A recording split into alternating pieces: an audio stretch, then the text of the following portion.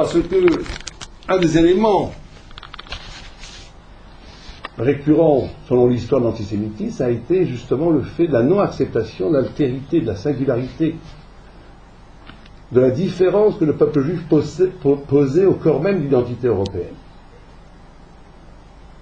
L'élection a fait, la notion, le concept d'élection a fait beaucoup de mal en termes de relations publiques pour le peuple juif, alors qu'elle n'était pas du tout comprise dans la tradition judaïque comme une marque de supériorité, mais au contraire, comme la marque d'une responsabilité. L'élection dans la pensée juive a toujours été la notion. Alors, le Talmud lui-même dit qui est juif, tout celui qui est capable d'être élu. C'est un non-juif génétique pour être juif. Le Talmud dit qui est Israël, qui est juif, celui qui est capable de porter la résistance à la tentation idolâtre, de s'identifier au monde, à la présence, et de porter la lumière de la transcendance. Et ça, bien entendu, le Talmud donc ouvre à l'identité juive le monde entier du moment qu'il est capable de porter ce message de l'ailleurs. Et donc, cette élection a toujours été vécue comme quelque chose qui marquait une séparation du peuple juif et des nations. Et dans la Shoah, c'est reproduit de façon négative, cette exception. Et donc le refus de l'exception de la Shoah, et c'est très souvent aussi l'écho du refus de l'élection d'Israël. Comme si la Shoah, en voulant détruire le peuple juif, l'avait presque anobli ou confirmé cette exception, parce qu'effectivement, énormément de textes ont été écrits sur le caractère insensé, qui n'obéissait pas justement à des logiques économiques, politiques ou structurelles. Hitler, à un moment donné, on lui dit qu'il n'y a pas assez de trains pour envoyer des troupes au front, et on a le choix entre les trains pour envoyer des troupes au front, pour envoyer des juifs à Auschwitz. Et Hitler prend la décision de mobiliser les trains pour envoyer des enfants hongrois à Auschwitz, ce qui est absolument insensé, puisque dans une logique rationnelle, il vaut mieux utiliser les trains pour véhiculer les troupes pour se battre, que plutôt que de tuer encore quelques dizaines ou centaines de milliers de juifs hongrois qui ont été massacrés à la fin de la guerre. Donc là, effectivement, on est face à quelque chose d'exceptionnel, presque de religieux, puisque ça ne répond pas à des logiques économiques ni politiques. Et c'est en ce sens-là que ça ne peut pas être banalisé. C'est en ce sens-là qu'il y a dans la Shoah quelque chose de l'ordre qui touche peut-être au plus profond à l'identité européenne, à l'identité des nations, et bien entendu l'identité du peuple juif et d'Israël. L'autre danger, c'est la sacralisation. Ça, c'est plutôt un danger qui est... Si le premier danger est un danger qui en réalité concerne beaucoup plus les non-juifs que les juifs, la tentation et la tentative de sacralisation de la Shoah est aussi dangereuse, et là beaucoup plus pour les juifs que pour les non-juifs, dans la mesure où il s'est opéré un phénomène assez extraordinaire, où beaucoup de juifs ont remplacé la Shoah par le judaïsme, ou la judaïsme par la Shoah plutôt. Où à un moment donné, on a utilisé une terminologie par rapport à la Shoah qui ressemblait étonnamment à une terminologie qui d'habitude était employée à propos du religieux sinaïque, l'indicible. Quand on parlait de Dieu traditionnellement depuis des siècles, le peuple juif a toujours pensé à un Dieu qui était au-delà de l'être, qui ne pouvait pas être réduit à aucune forme d'image, ni à aucun concept, qui était absolument intouchable et qui pourtant était très proche. C'est un des grands mystères et un des grands secrets de la force spirituelle d'Israël, c'est de penser une relation à Dieu, où Dieu est en même temps au-delà de l'être, c'est-à-dire ne pas tomber justement dans la bondieuserie, ni dans la réduction idolâtre, facile du religieux, ne pas être religieux justement, avoir une relation avec le divin qui est poétique, infini, qui génère un rapport à la vérité verticale, où il n'y a jamais de dogme. Et donc il y a toute une littérature judaïque ancestrale qui pose un rapport très profond avec l'indicible, l'imprononçable. Un des noms de Dieu, c'est imprononçable. Et il y a eu une sorte de glissement où, après le choc de la Shoah, certains juifs ont remplacé le rapport à cet indicible, ont remplacé Dieu par la Shoah. Et ça, bien entendu, c'est quelque chose de très très dangereux, puisqu'il va y avoir une sorte d'identité mortifère, morbide. La référence spirituelle va être à la mort plutôt qu'à la vie. L'élection, encore une fois, elle s'est vécue en négatif. en parlant tout le temps d'exception et d'exceptionnalité de l'événement Shoah, ça a été à un moment donné où on n'était plus le peuple libre, on était le peuple élu par la mort. On n'était plus le peuple élu par Dieu, on est le peuple élu par la mort. Donc c'est une façon de vivre cette élection négative, et tout ça, cette sacralisation est bien entendu une perversion du rapport qu'on se doit d'entretenir avec et l'indicible et l'élection qui est encore une fois une notion de responsabilité et non pas de sentiment d'orgueil, de supériorité. Donc il faut essayer de comprendre, si on peut, bien entendu on ne peut pas le faire ici en quelques minutes, mais comment pense, sur les cas pour, d'après les textes talmudiques, où est le secret, où est le nœud de cette rupture qui a pu causer cet antisémitisme qui est ancestral, puisqu'il a commencé. Il y a un grand livre de Paul Jacob qui s'appelle l'histoire de l'antisémitisme, qui raconte un antisémitisme tout le temps. Et certains mauvaises langues diront, si depuis 30 siècles tout le monde vous déteste, c'est peut-être pas qu'à cause des gens qui vous détestent, c'est peut-être à cause de vous. Bon, ça veut dire qu'à un moment donné, il faut quand même se poser cette question, comment ça se fait que cet antisémitisme est tellement récurrent en Babylonie déjà, en Perse, en Grèce, Rome, au Moyen-Âge, les croisades, pour l'Inquisition, un peu plus tard, l'antisémitisme classique du XIXe siècle en France, mais notamment beaucoup dans les journaux, et la Shoah, qui a été le summum. Et depuis la Shoah, il y a une sorte de verrou qui a empêché l'irruption d'antisémitisme. C'était plus politiquement correct, alors qu'au XIXe siècle, on écrivait dans les journaux des articles ouvertement antisémites, c'était même très bien vu. Après la Shoah, il y a eu un mouvement, bien entendu, de retenue, mais ça, paradoxalement, amplifié une autre forme d'antisémitisme, et une autre forme de négationnisme d'ailleurs, où il était interdit d'être antisémite. C'est très mauvais, ça ne peut pas tenir très longtemps. Parce qu'à un moment donné, on va dire c'est la pensée dominante, on nous empêche de dire ce qu'on veut, on ne peut plus critiquer ça parce qu'on va nous traiter d'antisémitisme, etc., etc. Donc il y a quelque chose de très malsain qui va se créer, où l'énormité de la Shoah va empêcher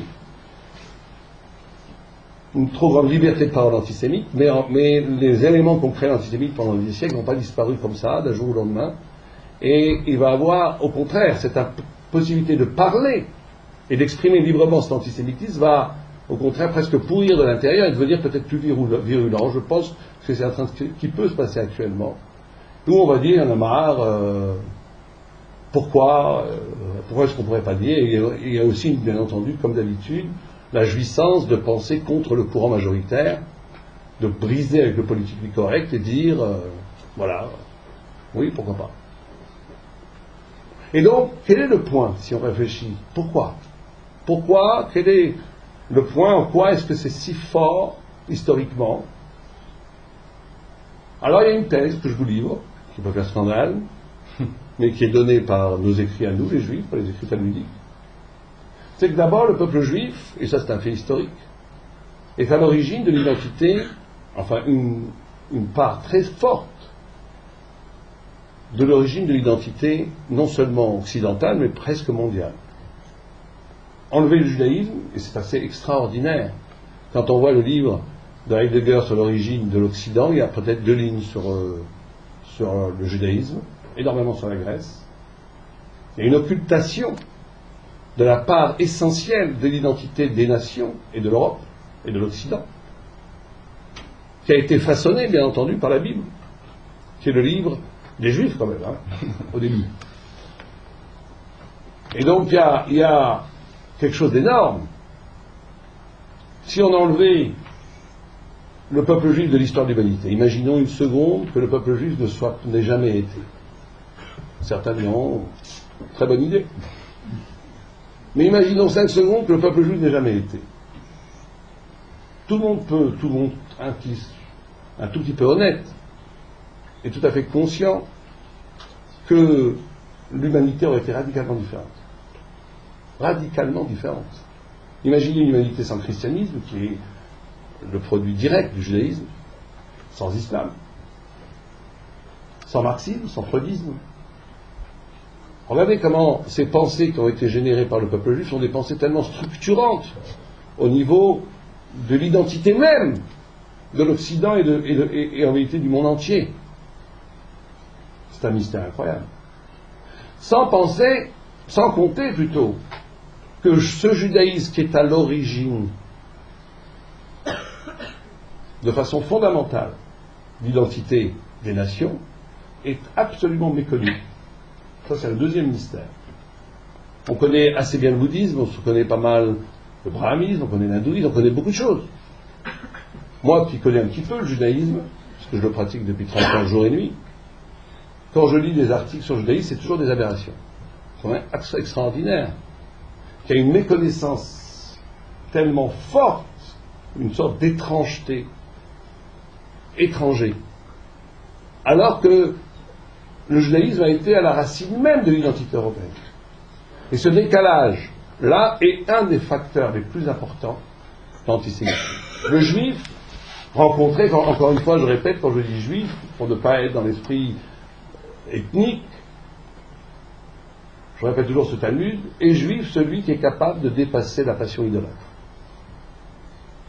Le juif serait celui qui porte le mystère d'une identité profonde que chaque homme porte,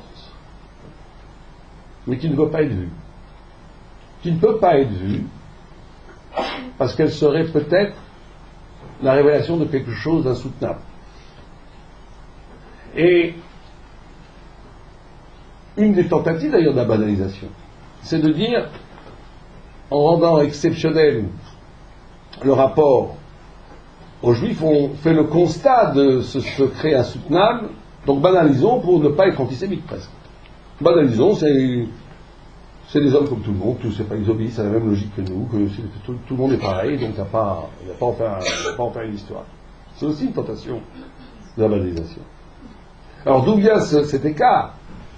D'où vient ce mystère que d'un côté, le peuple juif a généré par l'inspiration de ses prophètes, par la révélation, par la Bible, par son histoire même après, post-biblique, a généré autant d'identité pour les civilisations qui l'ont suivi, et cette prise de connaissance tout à fait corollaire et presque incompréhensible.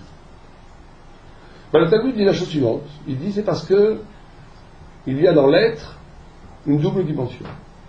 Il y a la dimension du présent, de l'histoire qui se fait, de l'histoire qui obéit à des principes de l'être là, le politique, l'économique, même le culturel. Et il y a une autre dimension, qui est la dimension de l'origine radicale et de la fin des temps. Alors on va dire tout de suite c'est un mystique, bon peut-être c'est sûrement un mystique, mais cette mystique s'inscrit profondément dans l'existence quotidienne, où il y a un texte midrashique qui nous dit que quand la Torah a été donnée sur le mont Sinaï, tous les rois des nations se sont réunis autour d'un personnage qui s'appelle Bilam. Je ne sais pas si vous connaissez Bilam. Bilam était un prophète non juif, très grand prophète, aussi grand que Moïse, dit-on. Et il leur a dit, ne vous en faites pas, il pensait que le monde allait être détruit. Il a dit, ne vous en faites pas, non, c'est pas le monde qui est détruit, c'est la Torah qui est donnée. Et tous ceux qui sont habitués, accoutumés au texte midrashique, c'est que le texte nous signifie par là que le don de la Torah, donc le judaïsme, porte en lui comme cette image de destruction du monde. Et tous les grands textes antisémites d'ailleurs,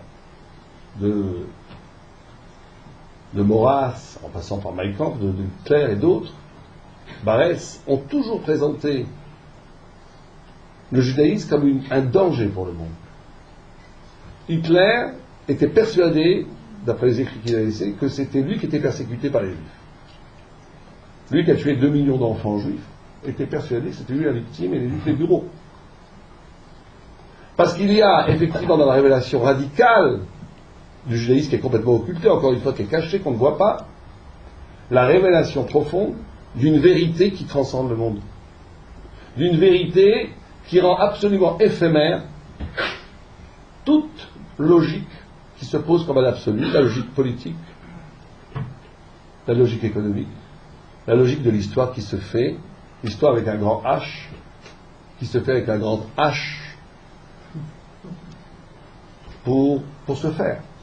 Et il y a une autre perception des choses, qui est que tout ce qui paraît incroyablement inexpugnable, à jamais là, est en vérité complètement éphémère.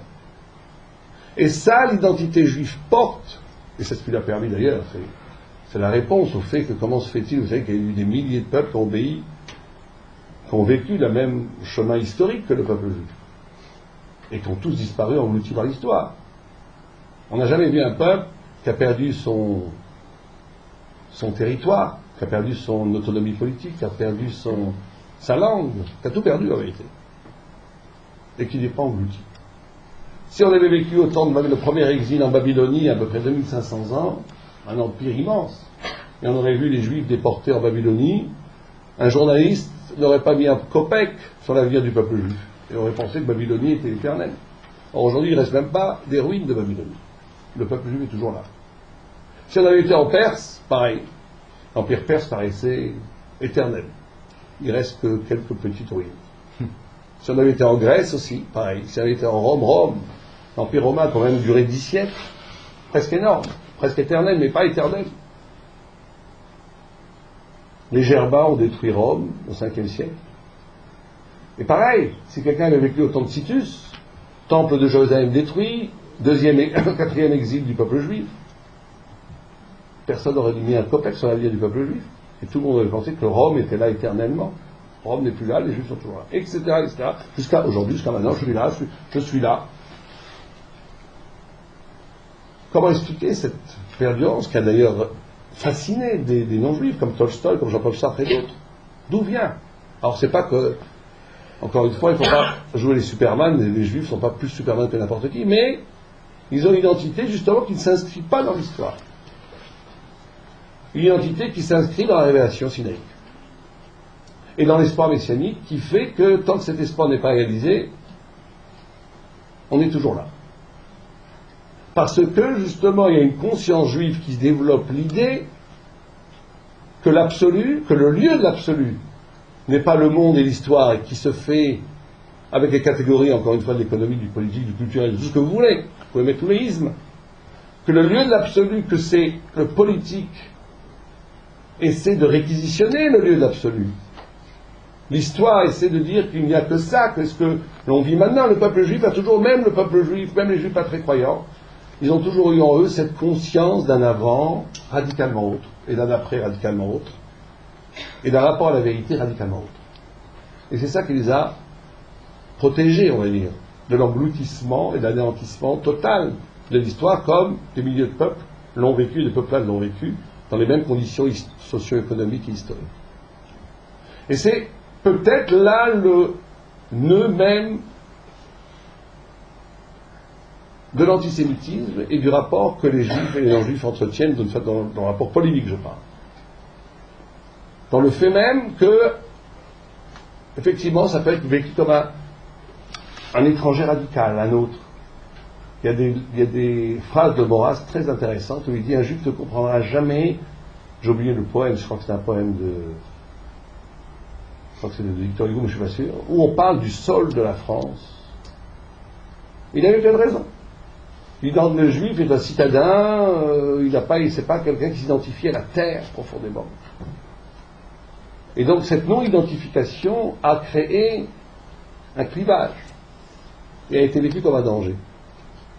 Et donc il y a, mais ce que le texte talmudique nous dit, c'est que le peuple juif n'est pas, qui a toujours été très souvent accusé de particularisme, et en certains côtés c'est vrai, il porte en lui une façon de vivre qui lui est propre, mais le Talmud nous dit qu'il faut vivre cette particularité, ce singularisme de façon radicale à l'actif de l'universel, pour sauver le monde entier, pour être le reflet d'une dimension de vérité qui n'obéit pas à l'immanence, mais qui est le véhicule de la transcendance. Et c'est peut-être là le cœur même de l'antisémitisme. Et quand on lit les textes de Hitler, le retour à la nature, le fait de s'arracher à cette métaphysique qu'il accusait le peuple juif d'introduire, d'avoir judaïsé les nations à travers le christianisme, c'est un retour radical, là, bien entendu, jusqu'au bout. Personne peut-être a été plus loin que ça, aussi loin que ça. Retour radical à la présence et un refus absolu de la transcendance. Et là où le choix, et ça c'est pas à moi de le dire, c'est peut-être à vous de le dire, le choix de tomber dans la tentation antisémite ou pas, va être en vérité le choix, pour le juif, là, un choix d'humanité. Quel genre d'humanité voulons-nous? Une humanité qui se réduit à la présence, à là, ou une humanité qui prend conscience soudainement qu'à travers tout le fil et tout le masque de l'histoire et du réel se joue peut-être une autre histoire plus subtile, plus profonde, plus fondamentale. Et je pense cette voie-là qui doit faire un axe de réflexion qui permet de ne pas tomber dans les deux pièges dont on a parlé au début, qui est la banalisation ou la sacralisation. Voilà, je voulais lancer ça comme ça. Bientôt on pourra voir des réactions, on peut parler du spectacle. Chacun... Merci Raphaël. Donc ben voilà, oui, nous sommes venus au moment des questions. Donc oui, soit sur les propos que vient de tenir Raphaël, soit sur le spectacle. Allez-y, c'est la première qui est la plus dure en général. Donc n'hésitez pas, monsieur. Est-ce que, éventuellement, sur le questionnement du pourquoi de cet antisémitisme européen, outre les raisons conjoncturelles, sociologiques, historiques, la République de Weimar, etc., vous faisiez référence tout à l'heure à l'absolu qui était dans le judaïsme, c'est-à-dire qui était à la fois la conviction intime d'une origine et d'une fin. Et le christianisme s'est introduit là-dedans en donnant, à travers la révélation, un sens à l'histoire d'une certaine façon, et comme si l'attente messianique avait eu lieu, ce qui a donné lieu dans l'esprit des chrétiens d'identifier le juif au peuple déicide. Et je pense que cette idée-là a été véhiculée dans l'histoire et dans les catéchismes des siècles et des siècles durant, et a pu également participer au fait de cet état d'esprit. Tout à fait. Je ne sais pas si vous connaissez Frank Rosenzweig, qui a écrit un très beau livre qui s'appelle L'étoile de la rédemption, où il livre une analyse qui est proche de la vôtre, mais lui qui essaye de positiver. Il dit justement, il a une sorte de, je ne sais pas la thèse, j'aime pas le mot officiel, on va dire authentique du judaïsme, mais c'est une réflexion intéressante, où il voit le peuple juif comme une sorte de réserve ahistorique, le judaïsme, comme une réserve ahistorique qui porterait en lui l'écho de l'origine et d'après, et de la fin des temps, et le christianisme qui essaye de matérialiser, de rentrer dans l'histoire ces vérités, et que ça y aurait une sorte de synergie, de compatibilité, etc. Nous, on n'est pas du tout d'accord avec ça, puisqu'on considère au contraire que ça reproduit dans le christianisme cette tentative de rendre absolu justement le monde là. Et que le déicisme, l'accusation de déicisme a été justement, peut-être effectivement, ce que le peuple juif a fait de façon symbolique, en disant qu'un homme n'est pas Dieu. Que si on prend Dieu pour homme, ou l'homme pour Dieu, on réintroduit, de façon beaucoup plus subtile bien entendu, le péché originel, l'antijudaïsme originel, qui est l'idolâtrie. Et l'idolâtrie, c'est très simple. L'idolâtrie, est considérée dans le judaïsme comme l'incapacité de supporter la différence fondamentale que porte la révélation. Ça veut dire qu'à un moment donné, l'idolâtre est celui qui confond créateur et création, celui qui n'est pas capable de porter la différence radicale que représente la révélation, et comment il peut y avoir une intimité avec cette différence radicale. Et donc on va matérialiser, les païens vont le faire de façon tout à fait simple, en matérialisant par du bois, du fer ou de la pierre, la passion spirituelle. D'autres feront de façon plus spirituelle. Mais la tentation idolâtre, elle peut exister au cœur même du judaïsme. Ça fait que quelqu'un peut amender, un juif peut lui aussi tomber, comme n'importe quel homme, dans un moment de faiblesse intellectuelle et spirituelle, où j'ai besoin de voir, de palper, de toucher le divin, parce que je ne peux pas vivre le divin en creux, en absence. Or, le grand secret que je vais vous livre, c'est que l'absence de représentation divine, c'est lui qui permet profondément une véritable intimité. Parce qu'il ouvre en l'homme une identité spirituelle qui ne passe pas justement par la référence tactile ou visuelle ou sensorielle, qui ouvre en homme une relation possible au-delà de l'expérience physique, ou plutôt au-delà de l'expérience du référentiel, où les choses se livrent en soi. Effectivement, c'est très difficile, et c'est pour ça que il y a des forces qui essaient de détruire cette façon. Il y a d'autres questions. Puis aussi, sans compter qu'on peut ajouter que c'est vrai que cette idée se colporte que ce sont les Juifs qui ont tué le Christ, mais c'est les Romains qui l'ont tué. Oui, non, c'est ça, il y a toujours une grosse confusion. La véracité historique, c'était la façon de...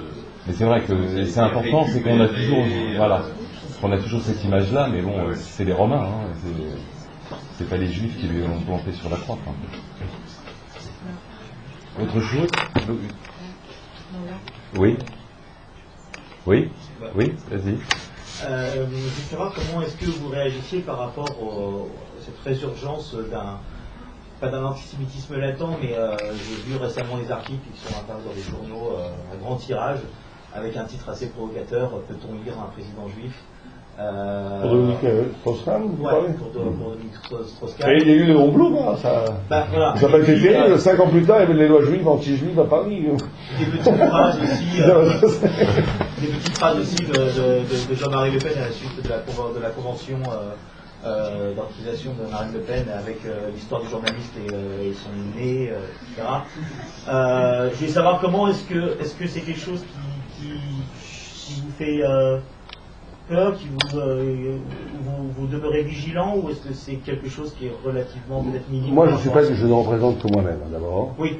Il y a beaucoup d'organisations juives qui combattent l'antisémitisme, blablabla. Je n'y crois pas une seconde. Je vous dis la vérité, je n'y crois pas une seconde. Les forces de l'antisémitisme et le destin du peuple juif ne peuvent pas se jouer à travers des jeux politico-relationnels où on va essayer. Ça ne marchera pas comme ça. Il y a, effectivement, c'est tout à fait logique qu'on puisse poser une question comme ça. Il faudrait poser, mais c'est plutôt une question que le non-juif doit se poser plutôt que le juif. Est-ce que le juif français est aussi français qu'un juif catholique? Ou pas? C'est un Français catholique. C'est un Français catholique. Est-ce que dans la conscience française, un juif français est français autant qu'un catholique français au titre, est-ce qu'il peut prétendre être présent? Bien sûr que dans les textes de la loi, bien sûr que oui. Mais dans l'inconscient collectif, est-ce que c'est possible? C'est une question qui, pour nous, quand je dis nous, je parle du foyer spirituel, n'est pas une question qui nous importe grandement. Nous, ce qui nous intéresse, c'est d'essayer de voir l'enjeu métaphysique de la relation que le juif a avec le monde et qu'est-ce qu'il peut apporter au monde. Comment il peut être universel, au sens où il a une mission universelle. Comment il peut vivre sa singularité sans tomber dans le sectarisme, sans tomber dans le refus de l'autre, sans tomber dans la haine, etc., etc. C'est ça qui nous intéresse. Donc ce qui nous intéresse profondément, c'est de savoir, est-ce que la seule solution de la paix va être le nivellement par le bas? Vous savez, tout le débat sur le communautarisme, etc. D'après moi, c'est aussi un faux débat. C'est pas en annulant et en détruisant des spécificités culturelles qu'on va trouver la paix. La paix, c'est d'accepter une fois pour toutes la richesse extraordinaire que chaque groupe peut apporter et l'échange. Quand je dis l'échange, ça veut dire des fois un échange qui peut être pas violent, mais tout à fait polémique. Mais c'est ça qui est intéressant. Moi, je suis plus intéressé à discuter, à la limite, je vous dis, je dis ça de façon un peu provocateur, mais je le dis quand même, avec un intégriste musulman, qu'avec quelqu'un qui croit en rien, qui s'en fiche de tout, l'important c'est le McDonald's, la télé, et dans rien. Ça m'intéresse plus.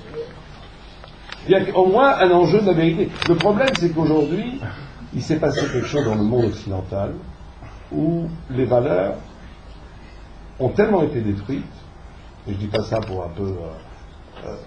où il n'y a plus... L'enjeu de vérité n'est plus un enjeu. Si aujourd'hui, vous savez que si on avait parlé il y a 50 ans qu'un hôpital devait être rentable, on vous mettait en prison. Aujourd'hui, si vous dites qu'un hôpital ne doit pas être rentable, on vous dit que vous êtes un dingue. Pourquoi? C'est pas parce que les gens sont plus radins qu'avant. C'est pas que les gens sont plus attachés à l'argent qu'avant. C'est qu'à la force d'avoir détruit toute valeur, La seule valeur aujourd'hui qui est efficiente et qui marche, c'est l'économique. Donc on ne peut rien envisager en dehors de l'économique. Quand tout est économique, tout répond qu'à des valeurs économiques. Donc il n'y a plus d'idées.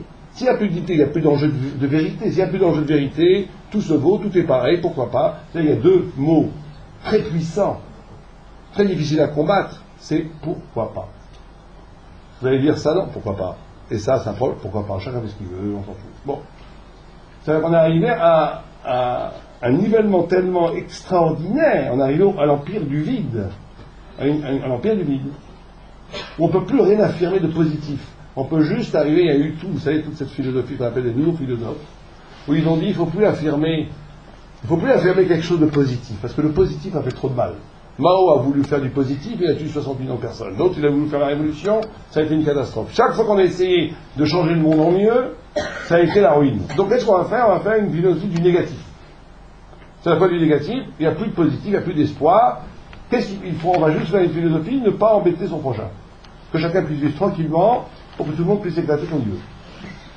Et ça a été la pensée dominante qui a sacrifié littéralement les enjeux de vérité et les enjeux de grandeur. Moi je pense qu'il est fondamental, et là je ne parle pas du temps en temps, je peux parler même en tant qu'homme, pour chaque homme, il est absolument fondamental que les enjeux de vérité redeviennent importants dans la conscience humaine. Sinon, je vous l'ai dit une phrase de lettre, mais sinon à quoi ça sert de vivre? Si c'est quoi? Pour boire, manger, dormir, mourir. Cet homme est né, a mangé, bu, engendré quelques nourrissons, et il est mort. Bon. Et entre-temps, il s'est un peu éclaté, d'accord. C'est ça la vie? Bon, nous on pense que c'est pas ça la vie. Qu'il y a autre chose à faire. Donc, effectivement, il ne faut pas avoir peur du débat, il ne faut pas avoir peur de la confrontation, mais il faut que tout ça se fasse avec un souci de vérité. C'est ça qui est très important. Et que, malheureusement, il n'existe pas beaucoup aujourd'hui. Autre chose? C'est vrai que c'est un peu incongru. Je viens vous parler ici, je suis rabbin, d'habitude je parle qu'à des juifs. Donc je dis qu'est-ce qui se passe, qu'est-ce que je fais ici? C'est vrai que c'est bizarre. Je ne vais pas vous faire un cours de métaphysique juive, ça ne vous intéresse pas. Donc c'est vrai que on a essayé quelque chose, c'est peut-être tellement exotique et tellement incongru que c'était intéressant juste par le fait que ça soit incongru à ce point-là. Non. Oui. J'avais une question. Ce qui m'intéresse particulièrement, moi, c'est d'un point de vue pédagogique et c'est la transmission. Alors très simplement, j'ai juste envie de vous dire qu'est-ce qu'on en fait de la Shoah et comment on le fait par rapport à la transmission. Je suis prof d'histoire, hein, donc vous voyez, c'est un peu intéressant en fait comme question. Hein. Oui. La transmission, pour le judaïsme, c'est pas raconter des histoires. La transmission, c'est la capacité de refaire vivre l'événement. La Shoah. Comment, la Shoah n'aura, pour ça peut-être que le théâtre a quelque chose à faire, la Shoah n'aura son effet, la Shoah n'aura plus d'effet de conscience, d'éveil des consciences, de dire attention. Quand ça va devenir juste justement une histoire, une des histoires qui rentre dans les grands livres d'histoire. La transmission, c'est la capacité de donner un tout petit peu à entendre et à voir et à vivre ce de quoi on parle. Donc la transmission, c'est ça. Quand on parle de transmission dans le judaïsme, c'est toujours, il ne s'agit pas de rappeler, le judaïsme, c'est jamais les anciens combattants, il y a 3000 ans, les gentils d'Égypte, bientôt nous allons faire la fête de Pessah, de Pâques, c'est ressortir la sortie d'Égypte. S'arracher de la matière, c'est la liberté, c'est des notions qui doivent être existentielles, vivantes. Donc si on veut, dans la notion de transmission, c'est, vous avez essayé de faire un peu ce soir, s'interroger de façon vivante, essayer de comprendre un petit peu ce que ça peut être, c'est inimaginable, mais on peut un tout petit peu essayer de revivre. Tant qu'on pourra revivre véritablement ce qui s'est passé ne sera pas mort, il aura encore un impact. Dès qu'on ne pourra plus le revivre, ça sera comme l'Empire romain, bon c'est fini, l'Empire romain, on peut en discuter. Donc ça sera que des références intellectuelles de l'Empire, qui n'auront aucun affect. Oui, mais justement, moi, ce qui me pose une vraie question sur mon avenir professionnel, vous voyez, pour le coup, c'est très personnel, c'est que jusqu'à aujourd'hui, on a eu la chance, et on l'a fait très souvent, de faire venir des témoins directs, des gens qui ont été effectivement déportés. Enfin, vous voyez, donc du coup, quelque part, nous, ça nous arrange pour la transmission, ça nous arrange encore aujourd'hui, mais je me dis, dans un avenir très très proche, j'aurais pu, moi, l'opportunité, effectivement, de faire intervenir. Et du coup, vous parlez d'affect.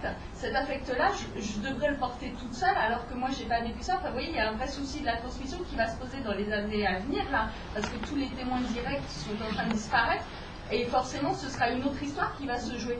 Et moi, la grande question que je me pose, parce que j'ai encore quelques années à faire avant de partir à la retraite, c'est de me dire comment je vais faire quand j'aurai plus ces gens-là sous la main. Je vous parle parce que oui, la solution la plus directe, c'est ce qu'on vient de dire, c'est d'essayer de rendre actuel le questionnement. Le questionnement. Quand vous avez parlé par exemple de la banalité du mal, ça veut dire à un moment donné, l'ordinaire, c'était Hannah Arendt qui a beaucoup parlé de ça, vous savez, dans le procès de Eichmann, où elle a beaucoup parlé qu'elle trouvait aucune profondeur diabolique chez Eichmann. C'était un fonctionnaire normal qui a fait son boulot, et son boulot c'était d'asphyxier, enfin de détruire massivement les hommes. Bon. Il a simplement des hommes, des femmes, des enfants. Il a simplement obéi aux ordres. Donc on peut tout à fait déplacer ce problème aujourd'hui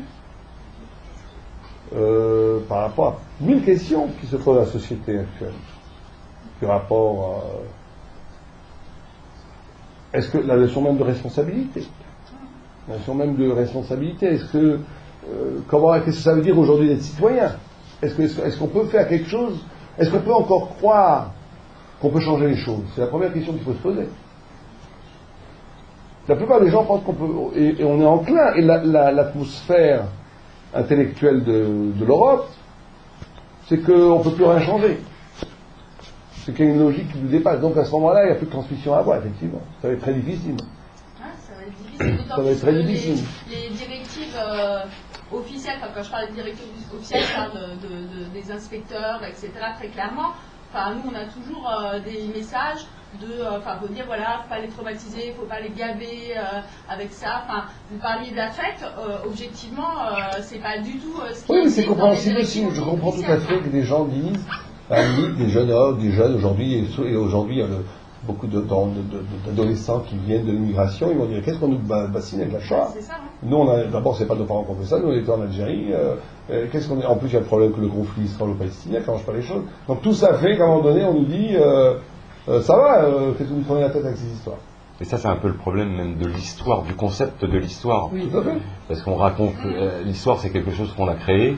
Et c'est vrai, on se rappelle quand on nous parlait de nos ancêtres les Gaulois à l'école, on n'avait pas tous nos ancêtres les Gaulois, et que les Gaulois c'était pas forcément nos ancêtres, et à très peu d'entre nous ici. Mais je pense que, juste par rapport à ce que vous dites sur le niveau de la transmission, je pense pas en tout cas que le fait qu'il n'y ait pas de survivants, que dans un proche avenir il y aura plus de survivants qui ont vécu ça, je pense pas que pour transmettre il y a forcément besoin d'avoir vécu ces choses. Et ça peut même parfois être un handicap. Je trouve ce soir, Raphaël n'a pas vécu cette époque, enfin, il transmet quelque chose par rapport à ça, qui est peut-être plus important que cette habitude. C'est ce que je trouve intéressant par rapport à la position même du judaïsme d'ailleurs. C'est-à-dire que nous, quelque part dans notre monde aujourd'hui, quand on parle d'économie, d'histoire, de choses comme ça, on est dans du rationnel. Et on veut transmettre des choses rationnelles et rentrer dans un ultra-rationalisme. Et pour moi, la maladie de l'époque, elle est là. Elle est dans cette volonté d'ultra-rationaliste. C'est-à-dire qu'on a besoin de toucher la personne qui a vécu les choses, qu'elle nous le raconte pour qu'on y croie. Alors qu'il y a une autre dimension, je pense, où les choses se racontent autrement et peut-être plus véritablement. Et là, ça me ramène un peu au spectacle. Alors, si vous avez vu à un moment l'actrice Patricia devient Patricia et dit c'est peut-être une autre actrice qui jouera le rôle, c'était justement parce que je voulais inclure ce système de distanciation, parce que même quand on fait du théâtre, on ne peut pas être dans l'histoire. C'est pas par là qu'on peut transmettre quelque chose. C'est par des sensations, par du ressenti, par la pensée, par qu'est-ce que ça va créer chez les spectateurs. Mais si on essaye d'être simplement historique, on peut prendre un bouquin, lire des choses, on va avoir des faits, des dates, on nous a demandé beaucoup d'apprendre à l'école, d'apprendre des choses par cœur, mais qu'est-ce qui nous reste de tout ça? Je vais juste vous interrompre 5 minutes. parce qu'il y a beaucoup d'entre vous qui sont bien jeunes et dont les parents sont là et vous attendent avec impatience. Et donc je propose qu'on fasse un peu boucher. Voilà, je suis désolée, mais c'est juste... Ils sont si bien jeunes que ça peut pas. On peut conclure, c'est pas grave.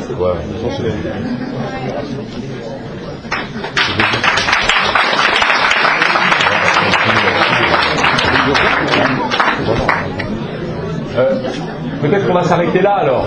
Non, mais non, ils vont partir. D'accord. Mais on va pas traîner de toute façon.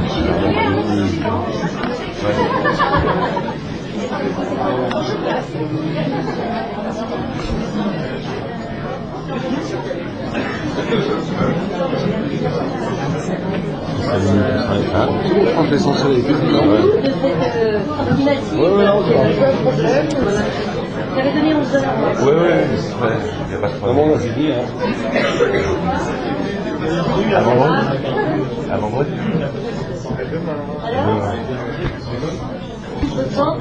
Bah, j'ai vu. Bon, on n'avait pas reconnu autant de monde. Ils sortent. Ça fait rare de faire ce soir.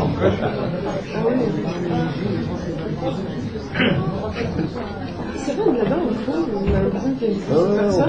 Il y a beaucoup. Ça va. Vous devez stopper. Oui. Pour croire. Oui, donc. Merci. D'être venu, c'est vrai. Et puis, mais de toute façon, il y a cette fameuse phrase de Montaigne que je trouve magnifique sur l'enseignement qui dit enseigner, ce n'est pas remplir un vase, c'est allumer un feu. Et ça va à l'encontre de toutes les directives ministérielles qui tentent de rationaliser les choses. Ah ben oui, mais je pense que ça rejoint les paroles du Rav Sadin, c'est-à-dire qu'on est dans une société aujourd'hui qui veut rationaliser, qui veut rassurer, qui veut avoir une maîtrise, et c'est par l'économie qu'on essaye d'avoir ça, et c'est évident que plus l'économie, tout le matériel, ce qu'on appelle le matériel, qui est la matière, prend la place et annule le côté spirituel et le côté transcendant de l'homme, et bien plus, oui, on tombe sur des choses où, sans goût, sans saveur, on voit toutes les choses avec les odeurs, les trucs, maintenant on fait ci, c'est mauvais, on fait ça, c'est mauvais, on ne sait plus quoi faire d'ailleurs. Manger ci, on vous dit c'est pas bon pour ça, vous mangez ça, c'est plus bon pour ci. Vous voyez, il y a une sorte d'uniformisation de tout qu'on essaye de faire, et ça c'est le politique qui essaye de faire ça, qui fait que, oui, effectivement, à l'intérieur de ça, si on suit les directives, et c'est le problème, et c'est pour ça que moi je trouve que cette banalité du mal, ce que j'ai essayé de faire, je ne sais pas si ça a été rendu visible dans la mise en scène, mais c'était aussi de dire, attention quoi, on parle de l'histoire, le soutien c'est ce qui s'est passé, je suis d'accord avec Raphaël complètement, pas comparable, on ne peut pas comparer la Shoah à quoi que ce soit qui s'est passé dans l'histoire du monde, et que moi je ne supporte pas non plus entendre dire les gens encore ça, quoi, parce que c'est pas encore ça, c'est que tous les jours on doit en parler. Parce qu'un crime organisé comme ça a été fait pendant le XXe siècle, en massacrant des millions de gens de manière industrielle, c'est tous les matins, nous, tous les hommes, on devrait se lever et y penser, et se poser des sérieuses questions, pourquoi, comment on a pu en arriver là. Et comment on a pu en arriver là, je ne m'extrais pas de ça, c'est aussi pareil dans la mise en scène quand elle apparaît en tant qu'actrice, c'est que forcément, la question que je finis par me poser, parce que c'est facile de dire, eux, ce qu'ils ont fait, mais moi, qui j'aurais été pendant cette Deuxième Guerre mondiale? Parce que j'aurais été un collabo, j'aurais été un résistant, qui j'aurais été, quoi. Donc cette question, vous voyez, je pense que plutôt que de rentrer simplement dans le récit de la chose historique, c'est de maintenir la vie à l'intérieur de ça, quoi. C'est ça qui va nous faire, qui nous fait transmettre. C'est cette passion et puis cette envie de le savoir, de le dire, de le crier et de se dire qu'on n'en parlera jamais trop, quoi. Moi, je crois que c'est très important. Ça répond aussi aux deux questions que vous avez posées. Je pense que la réponse n'est pas dans l'institution pédagogique française, européenne, occidentale. L'école n'est plus un lieu où on cherche à enseigner la vérité. L'école est un lieu où on essaye d'éduquer les futurs citoyens et de les intégrer dans la société. C'est très clair, ça. Et je pense que c'est pour ça qu'il ne faut pas trop miser sur l'institution, mais plutôt essayer d'éveiller les consciences. C'est quelque chose d'individuel, la conscience éthique. La conscience morale éthique. Et vous savez ce qui s'est passé pendant la Seconde Guerre mondiale, des choses tout à fait extraordinaires. Il y avait des gens qui étaient ouvertement antisémites, qui ont été de grands résistants. et qui ont été des gens qui sont même battus pour protéger les juifs. Parce qu'eux, ils considéraient, d'un point de vue, ils n'aimaient pas les juifs, mais il n'est pas question de tuer des enfants. Et donc il y a eu des gens qui ont eu à un moment donné un éveil éthique, alors que leur idéologie était minable. Et il y a d'autres personnes qui étaient des grands socialistes, grands humanistes, et beaucoup, qui sont devenus des collabos de premier rang. Et d'autres, la plus grande masse est toujours silencieuse, qui étaient aussi avec des belles idées, mais qui n'ont pas bougé le petit doigt pour sauver leurs voisins qui se faisaient embarquer à la valve du Veldiv, et d'autres Vralf, c'était leurs voisins de 20 ans. Il y a eu d'autres cas. Donc ça veut dire qu'à un moment donné, c'est plus du tout une question même d'idées. Puisqu'on a vu des antisémites qui se sont battus, qui ont été dans la résistance, et on a vu des grands humanistes qui étaient des collabos. Il y a un moment donné où c'est l'éveil éthique. La résistance, et d'ailleurs ça a été ça tout l'enjeu du débat au procès d'Eichmann, c'est est-ce qu'il y a une conscience éthique qui est plus grande que politique. Quand Eichmann a posé comme argument « j'ai obéi à la loi », en fait, comment lui répondre? La loi nazie, c'était de tuer des juifs. Donc c'est la loi. Donc je ne suis pas un criminel. Actuellement, il y a un jugement qui est en train de Khmer Rouge. Des avocats d'un des plus grands génocidaires aussi du XXe siècle dit, puisque la loi, il n'y avait pas de loi chez les Khmer Rouge, il n'était pas un criminel. C'est donc penser que la loi et que l'éthique n'est que sociale. Elle n'est que réduite à la société. Alors qu'il est fondamental de considérer qu'il y a une loi éthique qui transcende tout pouvoir politique et toute même idéologie. Et la capacité de s'éveiller, de réagir à l'injustice, c'est ce qui rend un homme homme ou un homme bête, c'est tout. D'où la notion de crime contre l'humanité. Tout à fait. Ça a été d'ailleurs créé, cette notion-là a été créée après, elle a été créée à Nuremberg. Ouais. Ce principe de crime contre l'humanité, de crime de guerre, sont des produits de la jurisprudence internationale qui est née à Nuremberg. Parce qu'ils étaient face à quelque chose de tout à fait nouveau. Ils avaient un vide. On avait des gens qui vous argumentaient, mais nous on a fait qu'obéir à la loi. À la limite, il n'y aurait que Hitler qui serait responsable. Et ça paraît aberrant. Mais c'est une certaine logique aussi. Et on peut pas. Et donc quand on parle de responsabilité, quand Jean-Paul nous parle, effectivement, nous, qu'est-ce qu'on va se poser comme question, c'est est-ce que nous on développe une société où tout tout passe au script de la loi, du normatif, de ce qu'il faut penser, pas penser, est-ce que c'est permis ou interdit d'après la loi, d'après la démocratie. Même la démocratie peut générer tout un système qui va complètement couper l'élan, la hauteur humaine, la grandeur de la révolte éthique. Et donc c'est ce point-là qui est fondamental. Moi je crois que si l'institutionnaliser l'histoire de la Shoah, j'y crois pas trop, je vous dis la vérité, je pense que ce qui est fondamental, et ça obéit beaucoup à ce sentiment dont j'ai parlé, de cette sacralisation de la Shoah, qui va forcément faire péter les plombs à plein de gens.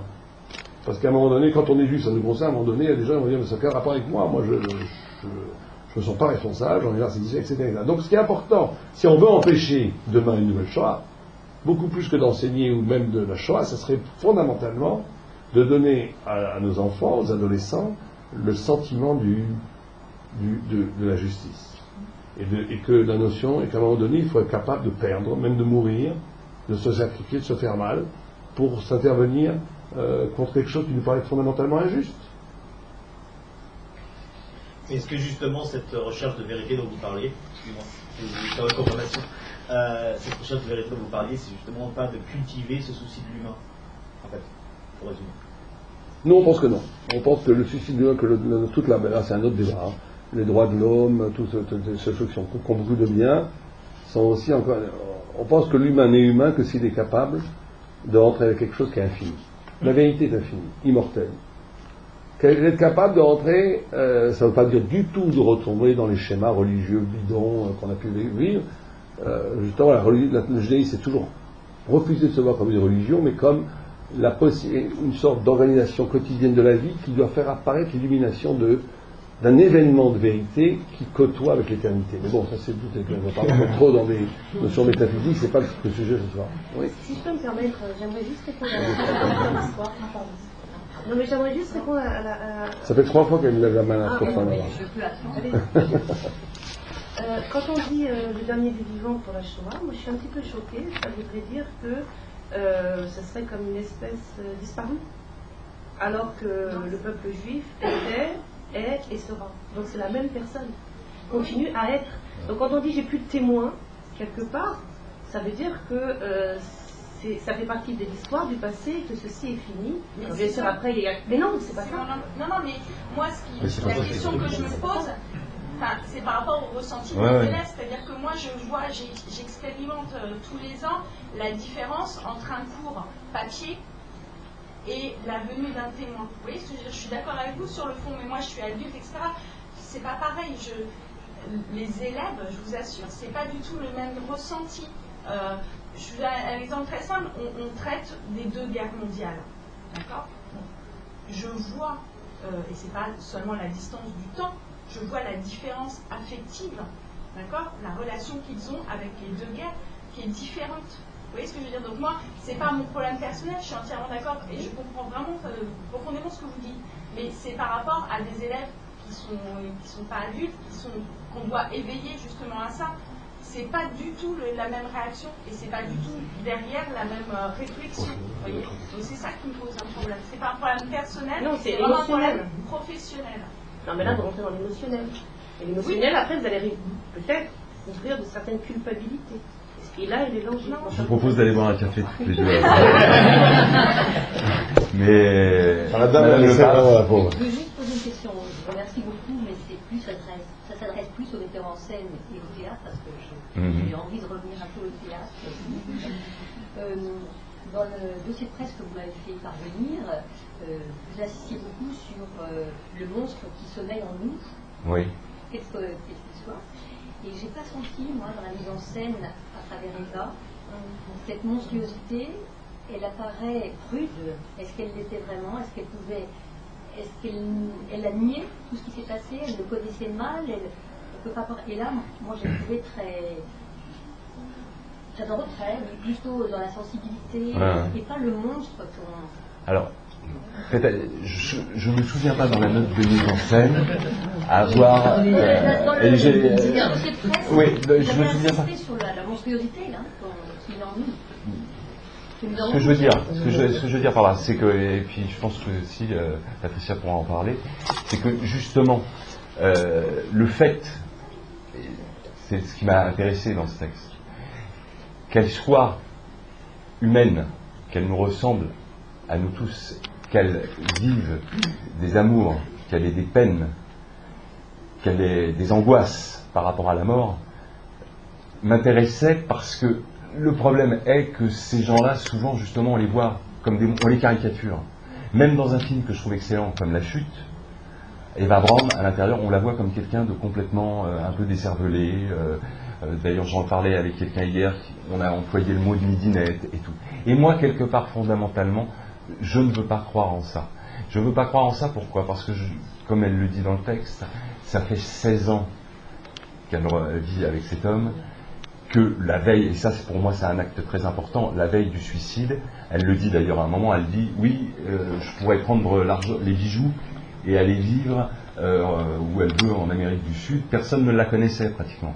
Donc il y a une volonté de cette femme d'entrer dans l'histoire, d'entrer dans l'histoire. Donc là, c'est peut-être là où il y a monstruosité, d'être prêt à n'importe quel prix de rentrer dans l'histoire. Mais n'empêche que c'est d'ailleurs ce qu'on essaye de faire dans le texte, où le moment de plus grande émotion, si vous avez remarqué dans la pièce, c'est en fait quand elle pense que cet homme n'oubliait jamais son anniversaire. Elle lui avait offert un cadre de diamants et tout, parce qu'ils avaient des émotions comme ça, mais ils étaient humains.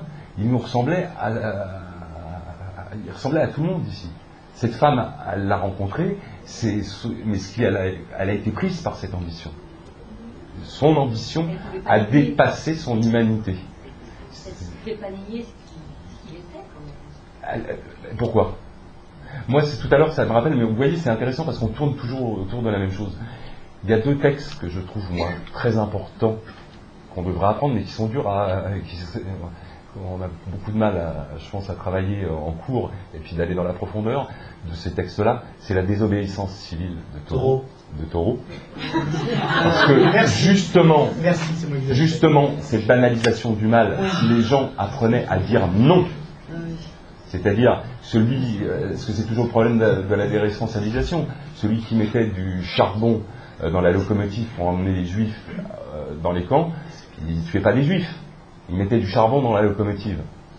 Mais si, lui, au lieu de dire « moi je fais mon boulot », il décide de ne plus mettre le charbon, et qu'à tous les étages, comme ça, les humains écoutent d'abord ce qu'ils sont, plutôt que ce qu'on leur dit d'être, ça peut changer les choses. Et on a un magnifique texte français aussi, c'est le discours de la servitude volontaire de la Boétie.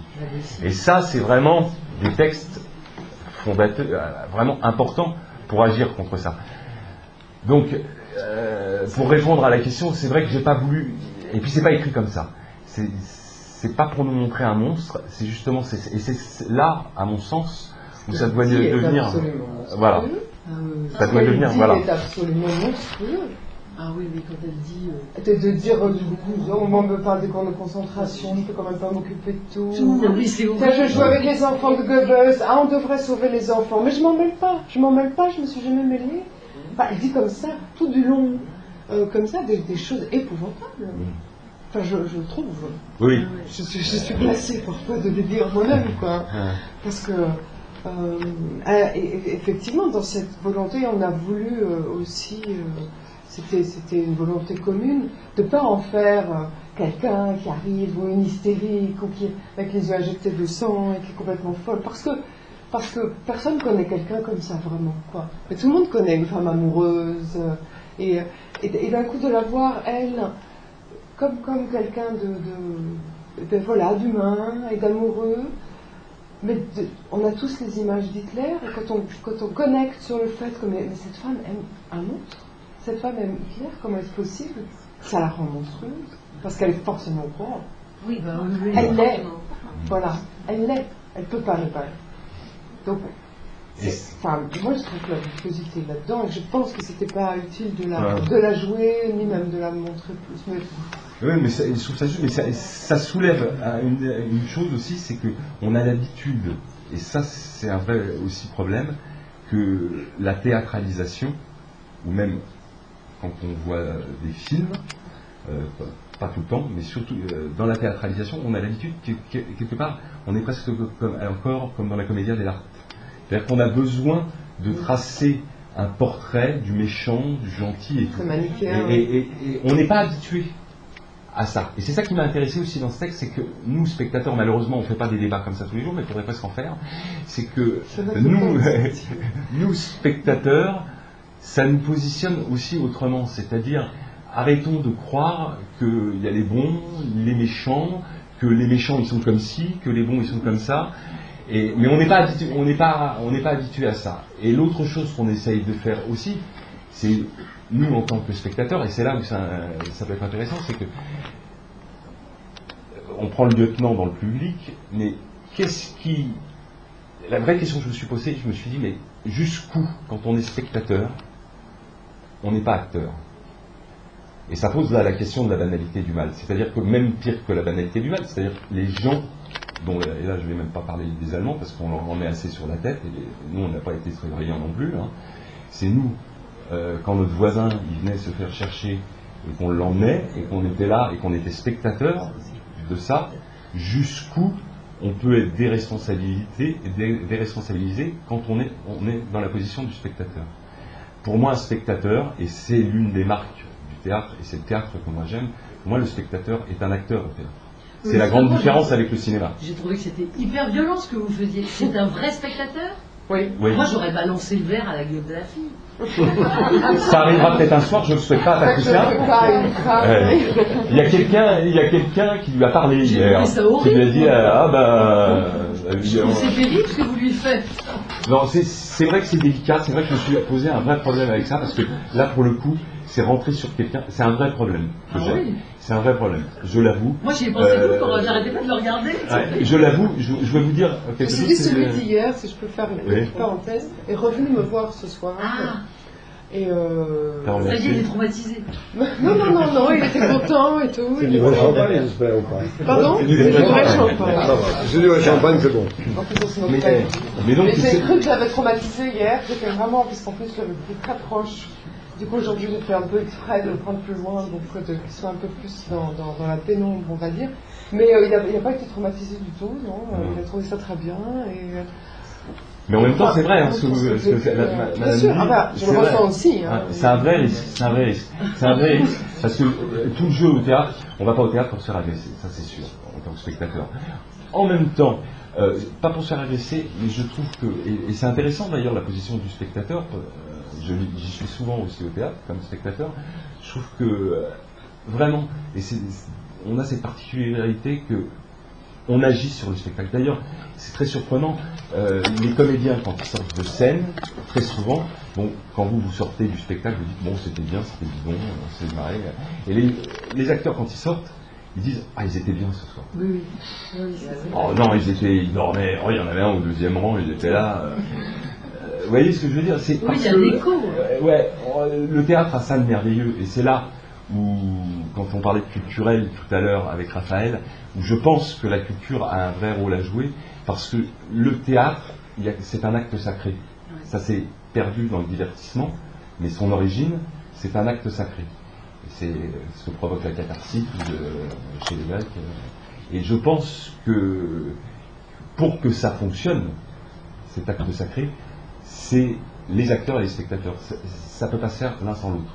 D'ailleurs, vous regardez, pour faire du théâtre, le plus minimaliste possible, vous pouvez enlever tout au théâtre. Vous pouvez enlever l'auteur, vous pouvez enlever le metteur en scène, celui qu'on peut retirer plus facilement d'ailleurs. Mais la chose qu'on ne peut pas enlever, c'est le spectateur et l'acteur. Pour faire théâtre, il y a besoin de ces deux choses. Le reste, on peut s'en passer. Avec un acteur, avec des spectateurs, on peut faire du théâtre. Donc, je crois que la règle, c'est que les acteurs ont le droit de refuser de jouer quand il y a moins de personnes dans la salle que sur la scène. Est-ce que c'est vrai? C'est vrai, mais vous voyez, là on retombe dans la loi. Et moi j'ai joué parfois avec des pièces. En fait, on s'est connus avec Raphaël il y a très longtemps parce qu'il a écrit quelques pièces de théâtre et j'ai eu le bonheur de jouer. Et nous, ça nous est arrivé de jouer avec moins de spectateurs qu'il n'y avait d'acteurs sur scène. On a même reçu des tomates. On a reçu des tomates. C'était de la désobéissance civile, c'est-à-dire que la loi nous disait il y a moins de spectateurs que d'acteurs, mais on n'est pas obligé. Ça après c'est à la conscience de chacun, quoi. C'est vrai que là, en tous les cas pour Patricia, il faut. Ça arrive, c'est qu'on peut pas jouer, c'est qu'il n'y a personne, quoi. Donc, mais voilà quoi. Et ça, bon, c'est vrai que c'est une petite goutte d'eau ce qu'on fait, mais pour vous répondre, Madame Lepage, c'est vrai que c'est cette envie aussi de plus en plus de rentrer, d'essayer de retourner à une responsabilisation du spectateur. C'est-à-dire, c'est vrai que j'essaye de créer des images qui ne sont pas forcément réalistes, avec les sons, à évoquer des choses. Pourquoi? Pour engager aussi un travail du spectateur par arriver et lui donner un produit de divertissement, parce qu'il a ça à la télé. C'est-à-dire, on lui a tout pensé pour lui, on lui dit tout ce qu'il veut dire. Nous, avec Patricia, on a des amis scénaristes et tout, c'est complètement incroyable. C'est que vous arrivez avec un scénario à la télé, ils vous disent « Ah, c'est super !» Et puis, ils vous font réécrire 17 fois. Quoi. Et à la fin, quand ils le tournent, ça ne ressemble plus à ce que vous avez écrit. Quoi, parce que c'est une censure terrible. Mais c'est plus la censure frontale comme on pouvait avoir auparavant. On disait « On parle pas de ci, on parle pas de ça ». C'est maintenant, on vous dit « Ah, mais non, ça va pas marcher. Ah non, ça, c'est pas pour TF1, ça. Ah, ça, c'est pas ci, c'est pas ça. » Puis vous êtes arrivé, un copain qui m'a raconté ça, il avait écrit un incendie en Corse, il s'est retrouvé avec une inondation à Toulon, au final. Bon. Mais comme il y a besoin de travailler, il y a besoin... Et je pense que la chance qu'a le théâtre, c'est qu'on n'est pas soumis à cette économie qu'a la télé et le cinéma, et qu'on peut se permettre encore d'essayer des choses et de sortir un peu des sentiers battus. Voilà. Oui. D'ailleurs, ce qui est monstrueux pour la pièce, c'était le bruitage était terrible. Oui. Une dernière question. Oui, non, mais c'est elle peut parler plus longtemps. Allez. Monsieur Samadira, oui. Demain, il y a quand même lycée. Alors on arrête. Elle veut parler. Allez. La dernière. Elle veut parler. La dernière, oui. Mais non, j'ai pas dit. À qui? Plus fort. Plus fort. Plus fort. J'ai deux questions à vous poser. C'est par rapport à qui? C'est par rapport à ce que vous disiez au début par rapport à la religion. Est-ce que ce serait. Est-ce que le fait que, par exemple, le peuple juif perdure en fait dans le temps, Parlez plus fort, on vous entend pas. Pardon. Est-ce que Vous venez faire du théâtre, je sais pas. Allez. C'est pas lié au fait que, contrairement par exemple au christianisme ou à l'islam, ce soit pas la religion. Est-ce que c'est pas la religion qui perdure et le fait que le peuple soit rattaché à la religion qui fait que le peuple perdure?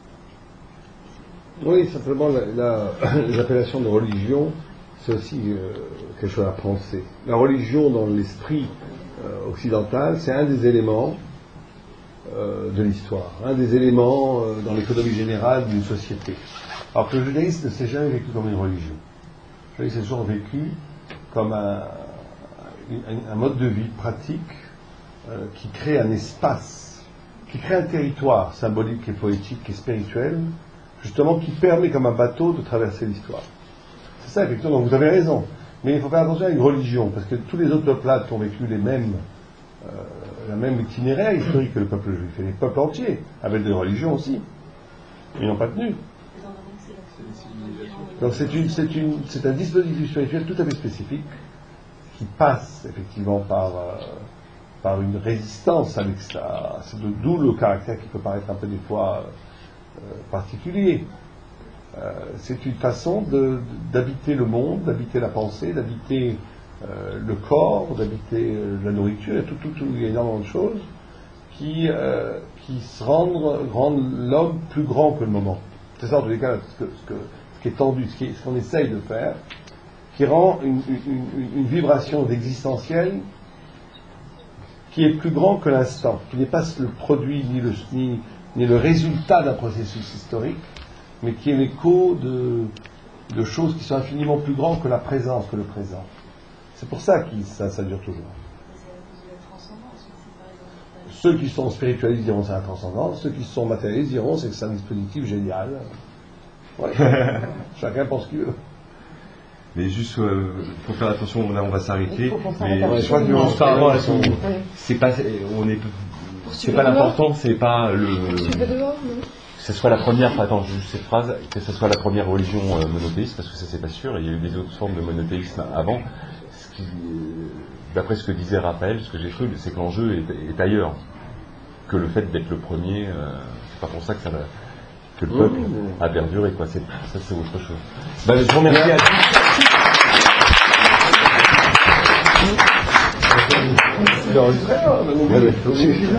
J'ai raté le début.